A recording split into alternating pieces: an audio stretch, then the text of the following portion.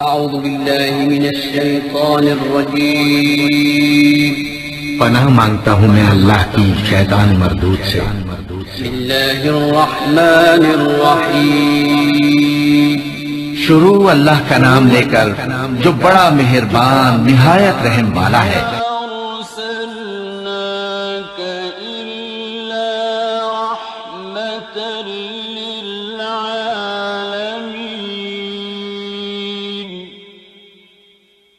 نبی کریم صلی اللہ علیہ وسلم بنی نوع انسان کے لیے اللہ کے آخری نبی ہیں، اور آپ پر نازل ہونے والی کتاب قرآن مجید اللہ تعالیٰ کی آخری کتاب ہے، لہذا نبی کریم صلی اللہ علیہ وسلم کی پاکیزہ زندگی امت مسلمہ کے لیے تا قیامت واجب الاتباع، رشد و ہدایت کا ابدی سرچشمہ اور ذریعہ نجات ہے۔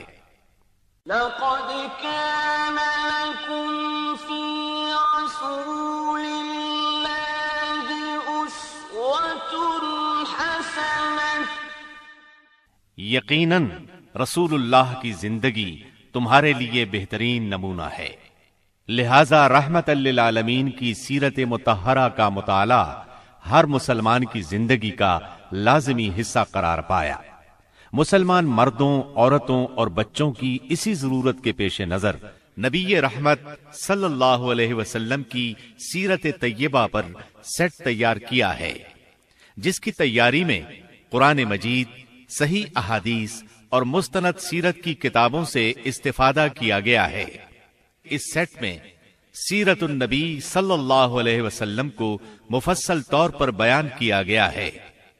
نبی صلی اللہ علیہ وسلم کی زندگی کے تمام پہلو اور واقعات ترتیب وار انتہائی دلچسپ انداز، خوبصورت آواز اور آسان الفاظ میں بیان کیے گئے ہیں۔ لیجئے سماعت فرمائیے رحمت للعالمین۔ سیرت نبوی کو مکمل طور پر بیان کرنا اس وقت تک ممکن نہیں جب تک اسلام سے پہلے اور بعد کے حالات کا تقابل نہ کیا جائے، اس لیے ہم اصل مضمون سے پہلے اسلام سے پہلے عرب کی کیفیت بیان کریں گے، عرب اقوام اور ان کی معاشرت کا نقشہ کھینچیں گے، پھر وہ حالات بیان کریں گے جن میں رسول اللہ صلی اللہ علیہ وسلم کی بعثت ہوئی۔ لفظ عرب کے لغوی معنی صحرا اور بیاب و گیاہ زمین کے ہیں۔ عہد قدیم سے یہ لفظ جزیرہ نمائے عرب اور اس میں بسنے والی قوموں پر بولا گیا ہے۔ عرب کے مغرب میں بحر احمر اور جزیرہ نمائے سینا ہے، مشرق میں خلیج عرب اور جنوبی عراق کا ایک بڑا حصہ ہے، جنوب میں بحر عرب ہے جو در حقیقت بحر ہند کا پھیلاؤ ہے، شمال میں ملک شام اور کسی قدر شمالی عراق ہے۔ ان میں سے بعض سرحدوں کے بارے میں اختلاف بھی ہے۔ کل رقبے کا اندازہ 10 لاکھ سے 13 لاکھ مربع میل تک کیا گیا ہے۔ نسلی اعتبار سے مورخین نے عرب اقوام کی 3 قسمیں قرار دی ہیں۔ نمبر 1، عرب بائدہ، یعنی وہ قدیم عرب قبائل اور قومیں جو بالکل ناپید ہو گئیں اور ان کے متعلق ضروری معلومات بھی دستیاب نہیں، مثلا عاد، سمود، تسم، جدیس، عمالقہ وغیرہ۔ نمبر 2، عرب عاربہ، یعنی وہ عرب قبائل جو یعرب بن یشجب بن قحطان کی نسل سے ہیں، انہیں قحطانی عرب کہا جاتا ہے۔ نمبر 3، عرب مستعربہ، یعنی وہ قبائل جو سیدنا اسماعیل علیہ السلام کی نسل سے ہیں، انہیں عدنانی عرب کہا جاتا ہے۔ عرب عاربہ یعنی قحطانی عرب کا اصل گہوارہ ملک یمن تھا، یہیں ان کے خاندان اور قبیلے مختلف شاخوں میں پھوٹے، پھیلے اور بڑھے۔ ان میں سے 2 قبیلوں نے بہت شہرت حاصل کی، ایک ہمیر جس کی مشہور شاخیں زید الجمہور، قزاع اور سکاسک ہیں، دوسرا کہلان جس کی مشہور شاخیں ہمدان، انمار، مزہج، تے، کندہ، لخم، جزام، ازد، اوس، خزرج اور اولاد جفنا ہیں، جنہوں نے آگے چل کر ملک شام میں بادشاہت قائم کی اور آل غسان کے نام سے مشہور ہوئے۔ عرب مستعربہ کے جد اعلیٰ سیدنا ابراہیم علیہ السلام اصلاً عراق کے ایک شہر اور کے باشندے تھے۔ یہ شہر دریائے فرات کے مغربی ساحل پر کوفے کے قریب واقع تھا۔ اس کی کھدائی کے دوران میں جو کتبے برآمد ہوئے ان سے اس شہر کے متعلق بہت سی تفصیلات منظر عام پر آئی ہیں، اور سیدنا ابراہیم علیہ السلام کے خاندان کی بعض تفصیلات معلوم ہوئی ہیں۔ نیز ملک کے دینی اور اجتماعی حالات بھی سامنے آئے ہیں۔ سیدنا ابراہیم علیہ السلام یہاں سے ہجرت کر کے شہر حران تشریف لے گئے تھے اور پھر وہاں سے فلسطین جا کر اس کو اپنی دعوتی سرگرمیوں کا مرکز بنا لیا، اور دعوت و تبلیغ کے لیے یہیں سے اندرون و بیرون ملک آتے جاتے رہتے تھے۔ ایک بار آپ مصر تشریف لے گئے۔ فرعون نے آپ کی بیوی سیدہ سارہ علیہ السلام کی کیفیت سنی تو بدنیت ہو گیا، انہیں بری نیت سے اپنے دربار میں بلایا، لیکن اللہ نے سیدہ سارہ کی دعا کے نتیجے میں غیبی طور پر فرعون کی ایسی گرفت کی کہ وہ ہاتھ پاؤں مارنے لگا۔ اس کی نیت بد اس کے منہ پر مار دی گئی، اور وہ اس حادثے کی نوعیت سے سمجھ گیا کہ سیدہ سارہ اللہ کی نہایت خاص اور مقرب بندی ہیں۔ وہ ان کے اس وصف سے اس قدر متاثر ہوا کہ اپنی بیٹی ہاجرہ کو ان کی خدمت میں دے دیا۔ پھر سیدہ سارہ نے سیدہ ہاجرہ کو ابراہیم علیہ السلام کی زوجیت میں دے دیا۔ ابراہیم علیہ السلام ان دونوں کو لے کر فلسطین واپس تشریف لائے۔ پھر اللہ نے سیدہ ہاجرہ کے بطن سے ابراہیم علیہ السلام کو ایک فرزند ارجمند اسماعیل علیہ السلام عطا فرمایا۔ سیدہ سارہ بے اولاد تھیں، اس لیے انہیں بہت غیرت آئی، اور انہوں نے سیدنا ابراہیم علیہ السلام کو مجبور کیا کہ سیدہ ہاجرہ کو ان کے نوزائیدہ بچے سمیت جلا وطن کر دیں۔ حالات نے ایسا رخ اختیار کیا کہ انہیں سیدہ سارہ کی بات ماننا پڑی، اور وہ سیدہ ہاجرہ اور اسماعیل علیہ السلام کو لے کر حجاز تشریف لے گئے۔ وہاں انہیں ایک بے آب و گیاہ وادی میں اتار دیا۔ اسی جگہ آج بیت اللہ ہے، اس وقت نہیں تھا، صرف ٹیلوں کی طرح ابھری ہوئی زمین تھی۔ سیلاب آتا تو دائیں بائیں سے کترا کر نکل جاتا تھا۔ وہیں مسجد حرام کے بالائی حصے میں زمزم کے پاس ایک بہت بڑا درخت تھا۔ آپ نے ان دونوں کو اسی درخت کے پاس چھوڑا تھا۔ اس وقت مکے میں پانی تھا نہ انسان، اس لیے سیدنا ابراہیم علیہ السلام نے ایک توشہ دان میں کھجوریں اور ایک مشکیزے میں پانی رکھ دیا۔ اس کے بعد فلسطین واپس چلے گئے۔ ادھر چند ہی دن میں کھجوریں اور پانی ختم ہو گیا۔ سخت مشکل پیش آئی، مگر اس مشکل وقت میں اللہ کے فضل سے زمزم کا چشمہ پھوٹ پڑا اور ان کے لیے خوراک کا سامان بن گیا۔ اسماعیل علیہ السلام جب جوان ہوئے تو جرہم قبیلے سے عربی سیکھ لی۔ یہ قبیلہ وہاں پانی دیکھ کر آباد ہو گیا تھا۔ اس قبیلے کے لوگ انہیں پسند کرنے لگے تو ان لوگوں نے اپنے خاندان کی ایک خاتون سے ان کی شادی کر دی۔ اسی دوران میں سیدہ ہاجرہ کا انتقال ہو گیا۔ ادھر سیدنا ابراہیم علیہ السلام کو خیال آیا کہ اپنا ترکہ دیکھنا چاہیے، چنانچہ وہ مکہ معظمہ تشریف لے گئے، لیکن سیدنا اسماعیل علیہ السلام سے ملاقات نہ ہوئی۔ بہو سے حالات دریافت کیے، اس نے تنگ دستی کی شکایت کی۔ آپ نے وصیت کی کہ اسماعیل آئیں تو کہنا اپنے دروازے کی چوکھٹ بدل دیں۔ سیدنا اسماعیل علیہ السلام اس وصیت کا مطلب سمجھ گئے۔ انہوں نے بیوی کو طلاق دے دی اور ایک دوسری عورت سے شادی کر لی جو جرہم کے سردار مزاز بن عمرو کی صاحبزادی تھی۔ ان کی دوسری شادی کے بعد ایک بار پھر سیدنا ابراہیم علیہ السلام مکے تشریف لے گئے، مگر اس مرتبہ بھی سیدنا اسماعیل علیہ السلام سے ملاقات نہ ہو سکی۔ بہو سے حال پوچھا تو اس نے اللہ کی حمد و ثنا بیان کی۔ آپ نے وصیت کی کہ اسماعیل اپنے دروازے کی چوکھٹ برقرار رکھیں، اور فلسطین واپس ہو گئے۔ اللہ تعالی نے مزاز کی بیٹی سے اسماعیل علیہ السلام کو 12 بیٹے عطا فرمائے۔ ان 12 بیٹوں سے 12 قبیلے وجود میں آئے اور سب نے مکے ہی میں رہائش اختیار کی۔ ان کے حالات زمانے کی گرد میں دب کر رہ گئے۔ صرف نابت اور قیدار کی اولاد گمنامی سے محفوظ رہی۔ قیدار بن اسماعیل علیہ السلام کی نسل مکہ معظمہ ہی میں پھلتی پھولتی رہی، یہاں تک کہ عدنان اور پھر ان کے بیٹے معد کا زمانہ آ گیا۔ عدنانی عرب کا سلسلہ نسب صحیح طور پر یہیں تک محفوظ ہے۔ عدنان نبی صلی اللہ علیہ وسلم کے سلسلہ نسب میں 21ویں پشت میں آتے ہیں۔ بہرحال معد کے بیٹے نزار سے کئی خاندان وجود میں آئے۔ دراصل نزار کے 4 بیٹے تھے اور ہر بیٹا ایک بڑے قبیلے کی بنیاد ثابت ہوا۔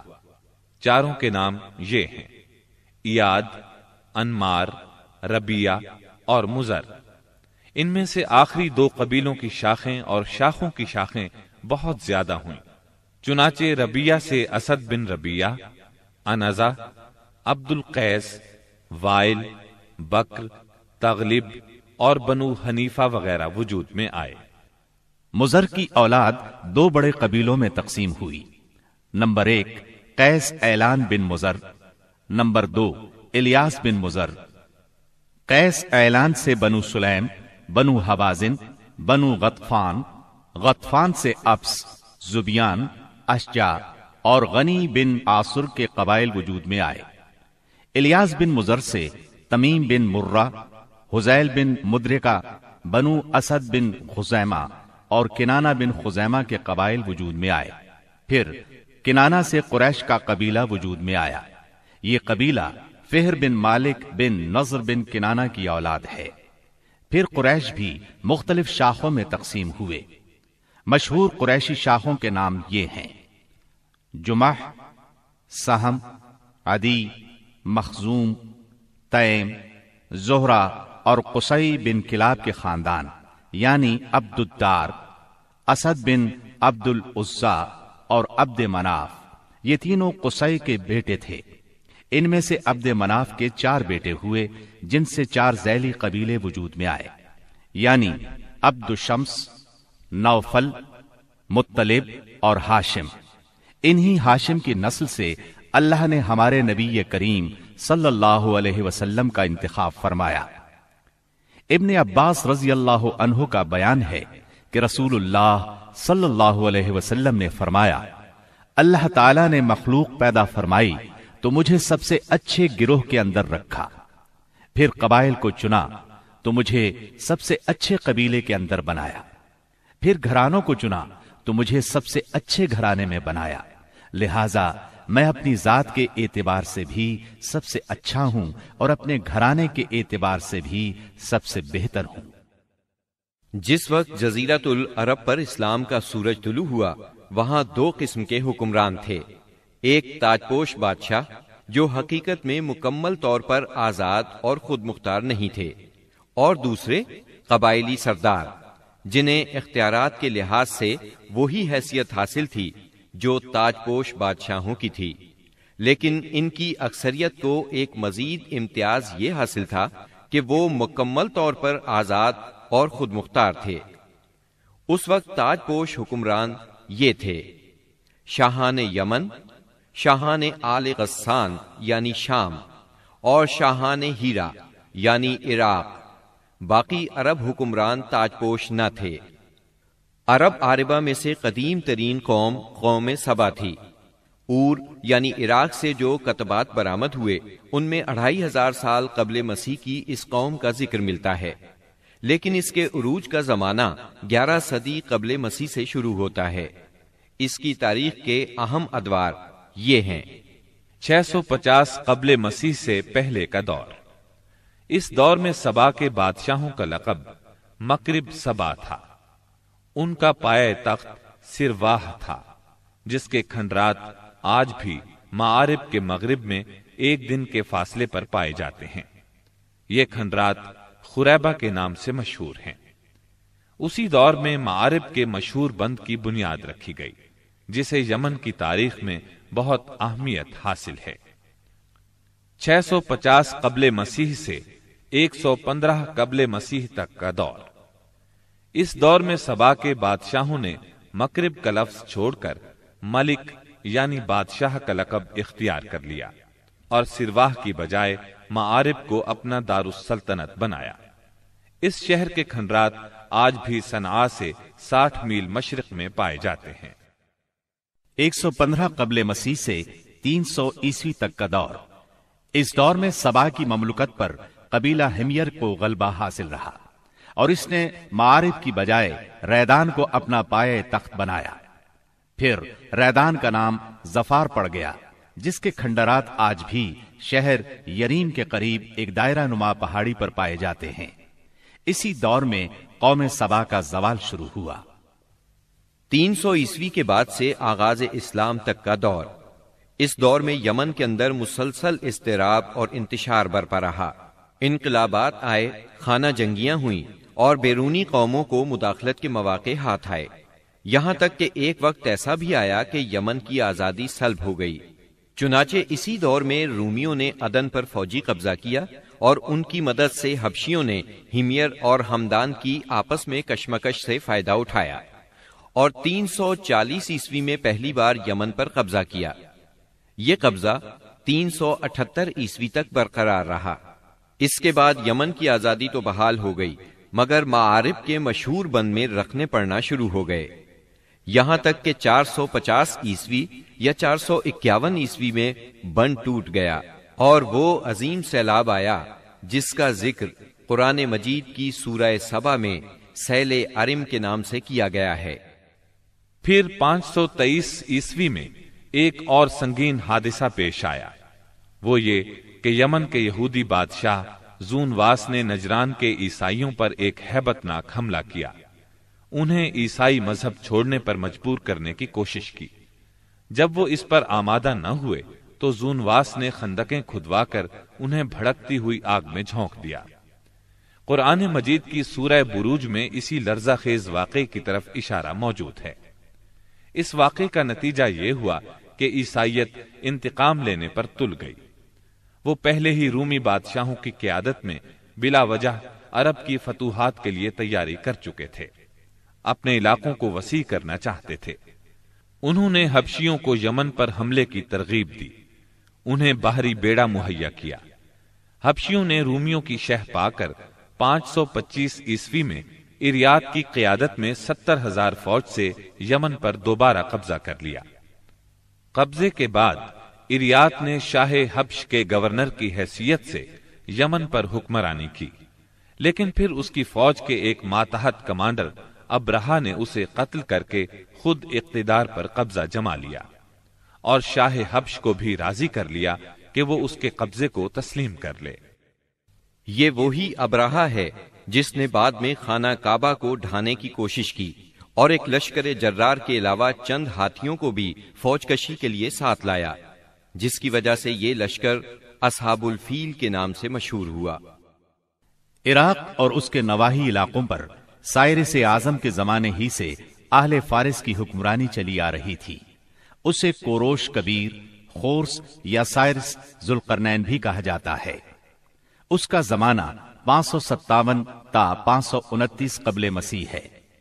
اس کے مقابلے میں کسی کو آنے کی جرت نہیں تھی، یہاں تک کہ 326 قبل مسیح میں سکندر مقدونی نے دارا اول کو شکست دے کر فارسیوں کی طاقت توڑ دی، جس کے نتیجے میں ان کا ملک ٹکڑے ٹکڑے ہو گیا اور طوائف الملوکی شروع ہو گئی۔ یہ انتشار 230 عیسوی تک جاری رہا۔ اسی دوران میں قحطانی قبائل نے اپنا وطن چھوڑ کر عراق کے ایک بہت بڑے اور شاداب سرحدی علاقے پر بود و باش اختیار کر لی۔ پھر عدنانی لوگ اپنا وطن چھوڑ کر اس طرف آئے، انہوں نے لڑ بھڑ کر جزیرہ فراتیہ کے ایک حصے پر اپنا قبضہ جما لیا۔ ادھر 226 عیسوی میں اردشیر نے جب ساسانی حکومت کی داغ بیل ڈالی تو رفتہ رفتہ فارسیوں کی طاقت ایک بار پھر پلٹ آئی۔ اردشیر کے عہد میں حیرہ، بادیات العراق اور جزیرے کے ربیعی اور مزری قبائل پر جزیمت الوضاح کی حکمرانی تھی۔ شاہان حیرہ کے پاس فارسی فوج کی ایک یونٹ ہمیشہ رہا کرتی تھی، جس سے بادیہ نشین عرب باغیوں کی سرکوبی کا کام لیا جاتا تھا۔